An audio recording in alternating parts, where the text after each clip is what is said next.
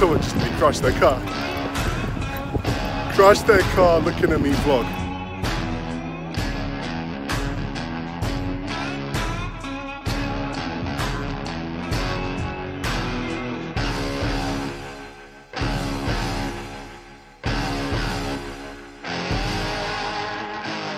Howdy y'all. Sounds funny saying it, but that's what they say here in Texas. My first time in Texas, and this building behind me is Texas A&M University's American Football Stadium. It seats 100,000 people. Anyway, I'm gonna share some of my thoughts and what's been going on here. Stay tuned. Yep, it started to rain. Probably a bad idea, therefore, to vlog outside. Considering yesterday was about 17 degrees and the sun was shining. Trust me, to pick the wrong day. So because of the rain, I decided to abandon filming, and I'm filming the next day, which you can see is completely different. That's still the football stadium. And I'm staying across the road in a hotel, which is right there. So, what was interesting to me is the fact that a university has a hotel. When I was first told that I'll be staying on campus in a hotel, I thought like, oh dear, I wish I was staying in a hotel. But this thing, it's like a proper hotel, and also there's a convention center. So for me, that's kind of cool, because if you think about it, there are a lot of students that were staff in the hotel, and they're getting first-hand experience of what it's like to work in industry, to practice some of their skills. And I'm just amazed by the scale at which they do things. And tell me something about this hotel, because the hotel is interesting, right? Because it's on a university campus. Mm-hmm. What do you want to know? So do many people that work in the hotel, are they studying here as well? Yes, probably about 41% okay. of the total employees actually go to the school that work here. Yeah. Okay, and so the guests, are they generally here for conferences and events? Or? Yeah, our main busiest time is during football season. Yeah. And that's when we're totally sold out for fans and stuff. Yeah. And then the rest of our business is mainly conferences, like for the university, like people coming and like doing their thing on the university. So cool. Yeah. So I thought to myself, are they hoop dreams, or could we actually do something like this in the UK? Could we actually build a hotel, staff it with students, organize more conferences, things like that? Who knows? So what was cool about the Food Diversity Symposium is that it came out of a faculty of food science. So when we were talking about food, it wasn't the usual stuff, kind of, you know, if you go to business conferences, kind of light on detail, the technical stuff. Here you've got real food scientists that are telling you why salmon is pink and how algae affects the pinkness of salmon, you know, tannin, superfoods, you know, people going into great detail. So it reminded me of my old undergrad days, because my degree's in chemistry, but I specialized in the life sciences. So I did pharmacology and physiology, the human body and drugs, but also I did botany, biochemistry, genetics, stuff like that. So I kind of felt like I was using the full range of my qualifications, looking at food technology, agriculture, and the implications on industry. So one of the interesting discussions was how consumers are becoming more influenced by social media and social media influencers. So scientists felt a little bit squeezed out, because whatever scientific facts and evidence they provided, consumers seemed to favor these influencers who would say, you know, things like, if you can't say the word, then don't eat the product. Food suddenly come into fashion, and what we see is people going onto social media and being influenced. So whether that's avocados, or now people making up their own health protein shakes and buying powders and learning how to do that on YouTube. This is a big trend. People seem to have more trust in influencers to a large extent than what the pharmaceutical companies are saying, who are regulated. And one of the things that academics were saying is that these people aren't qualified. Like, they're saying stuff which is blatantly wrong and they have no empirical proof for. But people are buying it and taking their advice over that of academics. So if some influencer says, whoa, someone just nearly crashed their car. Crashed their car looking at me vlog. There you go. So I was talking about the importance of social media, branding, marketing and messaging, and trying to get academics to think about how you disseminate your research findings in a way that can compete with these social media influencers, because if that's the way that people are consuming information, and if that's what they trust and accept, then there's an argument to suggest that academics should be doing more to translate their findings into a language that people like to understand and consume. So one of the things that I can see about America is things work. By that, what I mean is systems work, processes if you're in the UK, and people trust that they will work. So going through immigration is seamless, using a shuttle service is seamless, and you go into a hotel and it's a quick check-in, and people are empowered to be able to make changes, right? If they keep you waiting, they'll quite happily knock off a few dollars on your Starbucks coffee or give you a few drinks and cookies for free, which doesn't happen in Europe, doesn't happen in the Middle East or Asia. What I will say in defense of Middle East and Asia is that people will meet you at the airport. They want to see you arrive in the country, and then they're going to escort you from the airport to the hotel or to the conference venue. Whereas in here, people are like, well, I'll just see you when the event starts, which I'm okay with. And perhaps you could argue that when people in the Middle East and Asia are doing that, it's because they know the systems don't quite work. And it's not just a language barrier, but you might actually face hurdles, and you need to have someone by your shoulder that can kind of push you through. So I won't say which countries, but also on the same token, I have had situations where, you know, someone holds your hand and takes you through immigration and you don't have to queue up. I don't know how that happens, but it kind of happens. It's one of those things. So I quite like trying to remember all of those cultural differences and nuances and capture them whilst they're still fresh in my mind.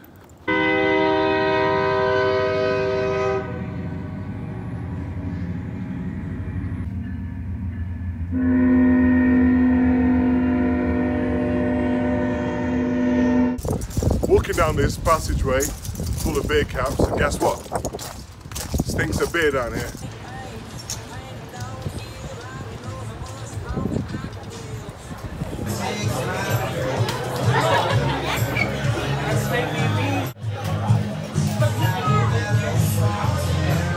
Had to go inside Dixie Chicken to see what it was all about.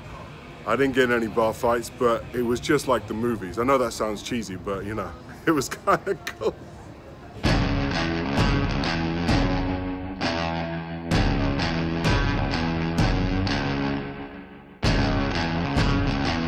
So when I was at the conference, someone mentioned this meatless meat burger, which bleeds like real meat, from Hop Dotty, and I managed to find the place, order myself one of those burgers.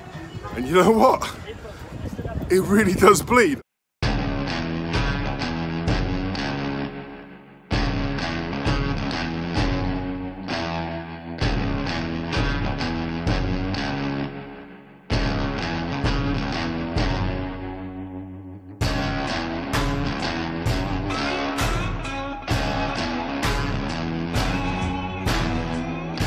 Okay, hi. It's raining. Oh my gosh, it's raining. What could you tell me about Texas that you think is really cool?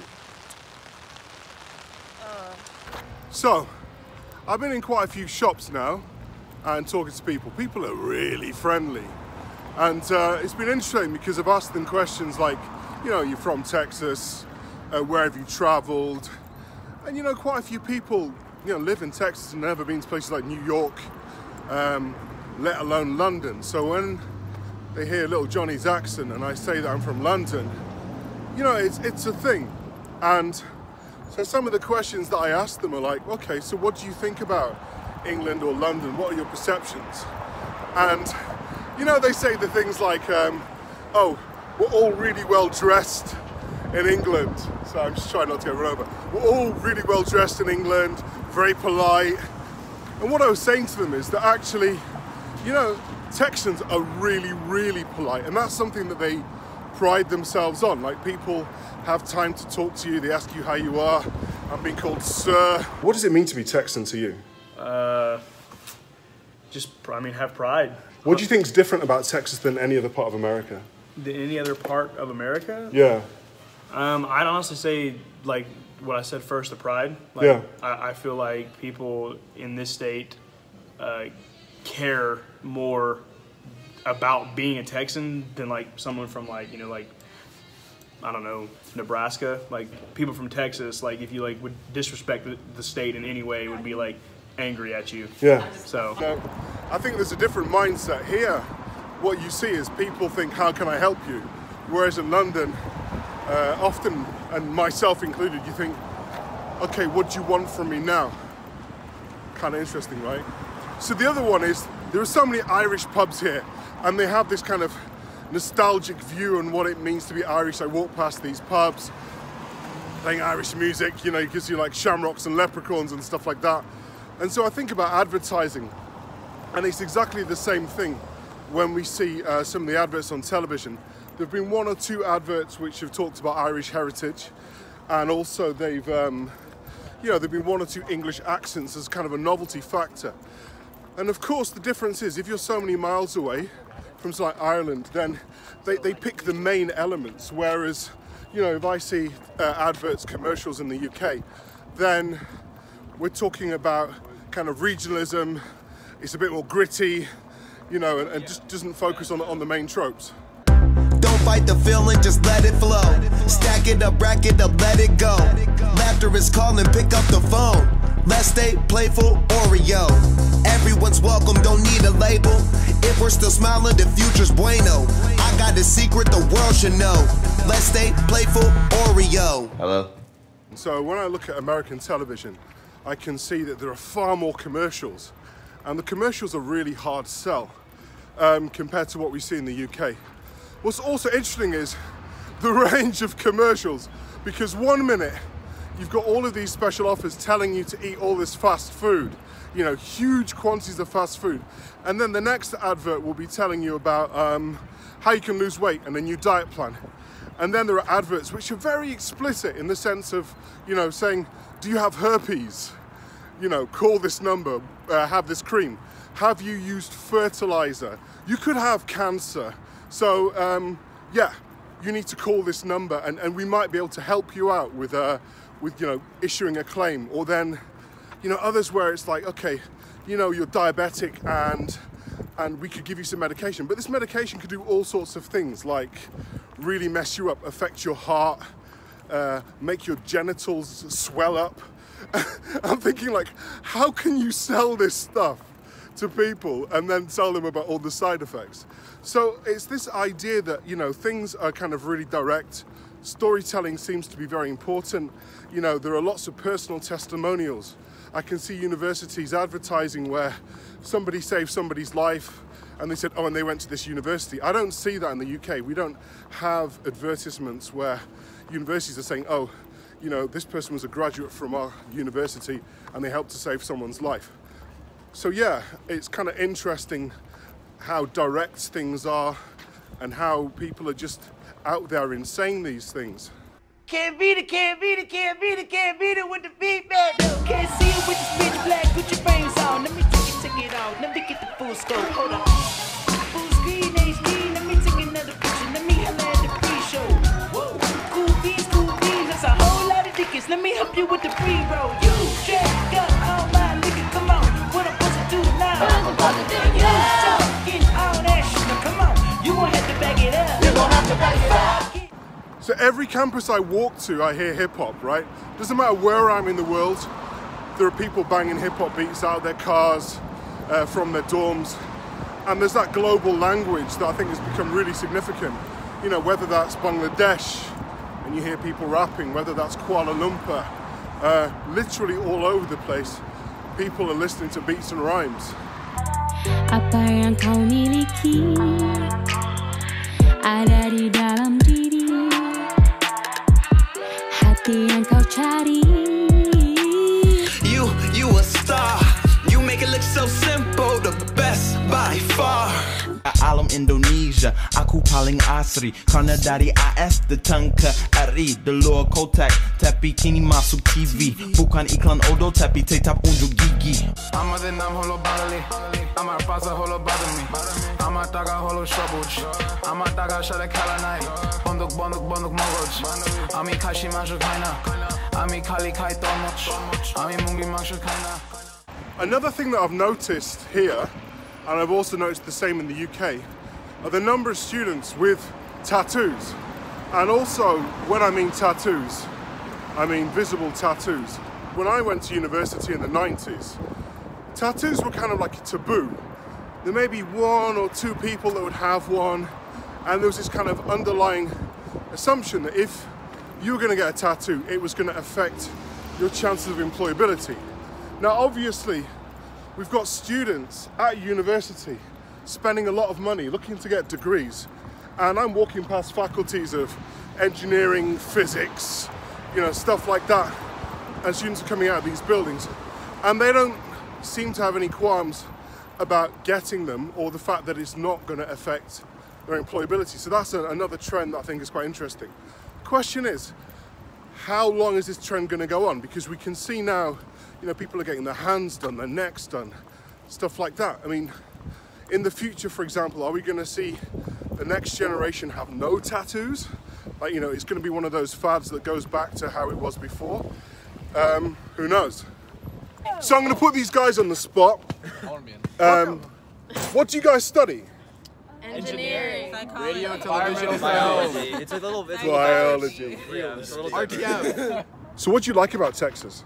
The weather is really nice. Yeah, it is. These people are pretty cool too. I like them. Thank you. Southern hospitality is definitely real in Texas. It is real. I've learned how to say howdy and y'all. Yeah. And howdy y'all. It catches. It comes on quickly. Yo. Talk to people in the UK. They're like, what are you doing? So what do you think is different about the UK compared to like the areas that you've been compared to Texas? What do you think we're good at and not good at? Well, you guys dip your fries in mayo, so that's different. What?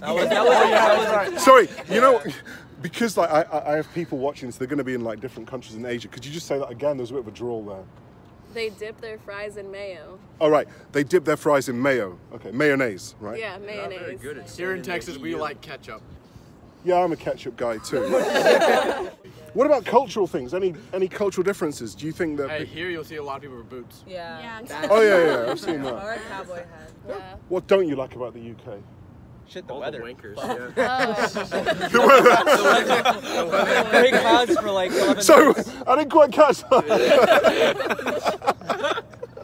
That's cool. If you could go to any country in the world right now, where would you go? New Zealand. Spain. New Zealand. Oh, Why Greece. New Zealand? Greece is a good one. Lord of the Rings was filmed in New Zealand. Because of Lord of the Rings. Italy. Italy. Greece. Spain. Italy before. Where wouldn't you like to travel? No comment.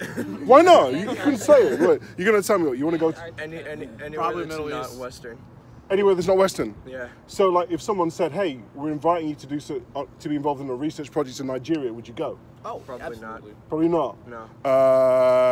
What about Korea? South Korea. South. Look what I said. He's like, We could go to I mean, I would go to South Korea. I guess. Seoul, right? So, Yeah, Seoul, South Korea. what about Russia? Oh, I've been to Russia once. I wouldn't. Have you? Yeah. What did you think? It was cold, actually. And I went to a chocolate factory, so I liked it. That's it. Is there anything you'd like to ask me? To go to Chocolate factory. Yeah. What do you like about Texas? I'm surprised about how friendly people are. I think that, I mean, that's genuinely, I'm surprised by that. And the fact that people queue up politely for food. Like, you know, the British have a reputation for being able to queue up. I don't think we would for that amount of time. I see people genuinely caring about food, and people say sir and after you, and they're really polite. Even cars slow down to let you cross the road. It doesn't happen in London. Just get ran over. No, they see you and accelerate. It's like a fight or flight kind of thing situation.